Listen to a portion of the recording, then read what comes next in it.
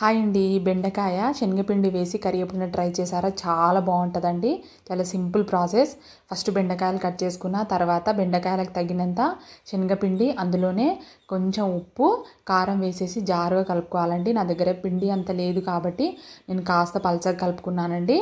మీకు ముక్కలకు తగినంత కలుపుకోండి. ఇక ముక్కలకు ఇదంతా పిండి పట్టేటట్టు ఇలా బాగా కలుపుకోండి. కలిపిన దాన్ని పక్కకు పెట్టేయాలి.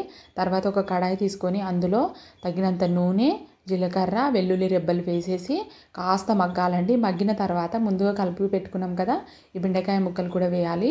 వేసేసి కొంచెం జిగురుపోయినాక అందులో తగినంత పసుపు వేసానండి. వేసి ఇది బాగా గిన్నె నుంచి వేరవ్వాలండి జిగురు అంతా.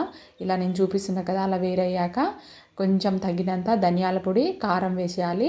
ఎందుకంటే మనము ఫస్ట్ శనగపిండిలో కూడా కారం వేసాం కాబట్టి చూసి వేసుకోండి. ఇంకా కొంచెం మగ్గాక కొత్తిమీర చల్లుకోవాలండి. ఇంకా కడాయి నుంచి అది వేరవుతుంది కదా, చాలా బాగుంటుందండి. చాలా టేస్ట్ కూడా ఉంటుంది. ఈ కర్రీ ఒక్కసారన్నా మీరు ట్రై చేయండి. చాలా రకాలుగా బెండకాయలు చేస్తుంటారు కానీ ఈ విధంగా చేయండి. కర్రీ మాత్రం అద్రిపోతుందండి. వీడియో నచ్చితే లైక్ చేయండి, సబ్స్క్రైబ్ చేయండి.